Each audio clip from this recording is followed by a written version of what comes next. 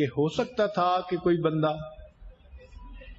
دعائیں بھی نہ مانگتے، وقت روزہ رکھ لے، تو اللہ رب العزت نے ان کے لیے ایک اور معاملہ کیا کہ رمضان مبارک میں ایک رات ایسی بنا دی، فرمایا لیلۃ القدر خیر من الف شہر، شب قدر کی عبادت 1000 مہینوں کی عبادت سے بہتر۔ اگر کیلکولیشن کی جائے تو 1000 مہینے 83 ایئرز کے برابر بنتے ہیں۔ گویا جس خوش نصیب عورت نے شب قدر کی عبادت کر لی، اس کو 83 ایئرز عبادت کرنے کا ثواب مل گیا۔ گویا پوری زندگی کی عبادت کا ثواب ایک رات میں حاصل ہو گیا۔ یا اللہ، یہ کام کتنا آسان! مگر پھر بندہ سوچتا ہے کہ سال کے 365 دن اور 365 راتیں، تو ہم تو اتنا نہیں جاگ سکتے کہ شب قدر کو تلاش کریں۔ تو نبی علیہ السلام نے بتلا دیا کہ شب قدر رمضان المبارک کی راتوں میں ہوتی ہے۔ گویا 365 سے کام سمیٹ کر 30 راتوں میں کر دیا گیا۔ پھر بندہ سوچتا ہے جی 30 راتیں تو جاگنا بڑا مشکل۔ تو نبی علیہ السلام نے بتلا دیا کہ دیکھو بھائی، رمضان کی آخری عشرے میں وہ رات ہوتی ہے، گویا 10 راتوں میں کام سمیٹ دیا گیا۔ پھر ذہن سوچتا ہے کہ ہم تو بہت کمزور ہیں، 10 راتیں جاگنا بھی مشکل۔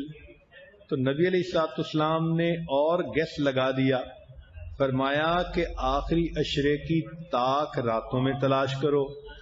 گویا 21، 23، 25، 27 اور 29، یہ کل 5 راتیں ہوئیں۔ اب بتائیں کہ اپنی بخشش کروانے کے لیے اور ساری زندگی کے گناہ بخشوانے کے لیے 5 راتوں میں عبادت کرنا کون سا مشکل کام ہے؟ یہ تو کمزور آدمی بھی کر سکتا ہے، بیمار بھی کر سکتا ہے، معذور بھی کر سکتا ہے، ہر بندہ کر سکتا ہے 5 راتیں جاگنا۔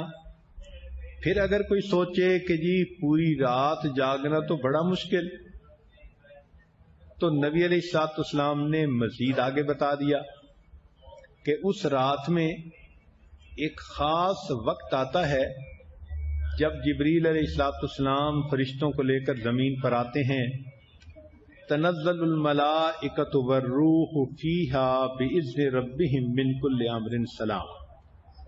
تو وہ خاص نور کا وقت ایسا ہوتا ہے کہ اس وقت میں اگر کوئی عبادت کرے تو اس کی عبادت قبول، 83 سال کا ثواب۔ اب سوچ آتی ہے کہ یا اللہ، ہمیں کیا پتا کہ رات کے کس وقت میں وہ نور کے لمحہ شروع ہو؟ تو قرآن مجید نے اس میں بھی آسانی کر دی، اتنا بتا دیا کہ وہ لمحہ جب بھی شروع ہوگا، ہی حتی مطلع الفجر، وہ طلوع فجر تک رہے گا، یعنی روزے کے شروع ہونے کا جو ٹائم ہے، جس کو ہم کہتے ہیں سحری کے ختم ہونے کا وقت، وہ اس وقت تک برکتیں رہتی ہیں۔ تو یہاں سے معلوم ہوا کہ اگر ہم آخری عشرے کی راتوں میں سحری وقت ختم ہونے سے آدھا گھنٹہ پہلے ختم کر لیں اور آدھے گھنٹے میں ہم چند رکعت نفل پڑھ لیں، استغفار کر لیں، کلمہ پڑھ لیں، قرآن مجید پڑھ لیں اور پھر اللہ تعالیٰ سے دعا مانگ لیں، تو معلوم ہوا کہ وہ جو بھی کوئی رات ہوگی اس کی برکت جب بھی شروع ہوگی تو اس نے طلوع فجر تک تو رہنا ہی ہے۔ تو گویا اس طرح ہمارے لیے لیلۃ القدر میں ثواب حاصل کرنا آسان ہو گیا۔ تو یوں دیکھیے کہ نظر آتا ہے بڑا مشکل، لیکن اگر کرنا چاہو تو کتنا آسان۔ اس کی مثال ایسے کہ ایک بندے نے خواب دیکھا کہ تم گھر سے باہر نکلو اور جو چیز تمہیں نظر آئے تم اسے کھاؤ گے تو تمہارا مقصد پورا ہو جائے گا۔ وہ گھر سے باہر نکلا تو اسے اپنے سامنے پہاڑ نظر آیا، بڑا حیران کہ میں کروں تو کیا کروں، پہاڑ کو تو نہیں کھا سکتا۔ پھر اس نے کہا چلو میں چلتا تو ہوں۔ اس نے چلنا شروع کیا۔ اب جیسے جیسے چلتا گیا وہ چیز چھوٹی ہوتی گئی حتیٰ کہ جب اس کے قریب پہنچا تو وہ گڑ کی چھوٹی سی ڈلی تھی، اس نے اٹھا کے منہ میں ڈال لی۔ تو معاملہ ایسا ہی ہے کہ شب قدر کو تلاش کرنا اگر ویسے دیکھیں تو پہاڑ ہے، لیکن اگر نیت ہو، نیک ہو اور طلب ہو تو اس کا حاصل کرنا ہے بھی بہت آسان۔ دعا ہے کہ اللہ تعالی ہم سب کو لیلۃ القدر میں عبادت کا ثواب عطا فرمائے۔ لیکن ایک چیز یاد رکھیں کہ لیلۃ القدر میں اور گناہوں کی تو بخشش ہو جاتی ہے، چند گناہوں کی بخشش نہیں ہوتی۔ ان میں ایک شراب پینے والا، دوسرا ماں باپ کی نافرمانی کرنے والا، تیسرا دل کے اندر کینہ رکھنے والا۔ اب یہ جو کینہ رکھنے والا گناہ ہے یہ بہت عام ہے۔ کینے کا مطلب یہ ہوتا ہے کہ دل میں دشمنی، بیر، حسد کسی کے بارے میں رکھنا۔ مردوں میں بھی یہ چیز بہت ہوتی ہے اور عورتوں میں اس سے بھی زیادہ ہوتی ہے۔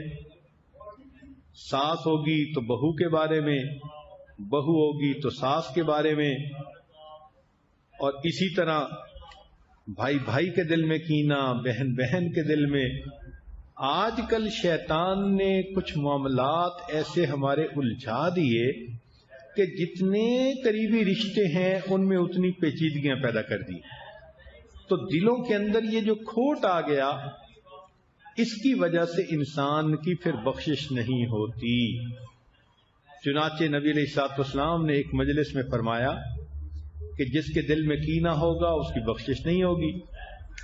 ایک نوجوان کھڑا ہوا، اس نے کہا اللہ کے نبی صلی اللہ علیہ وسلم میرے دل میں خالہ کے بارے میں ایک بات ہے جو نکلتی نہیں۔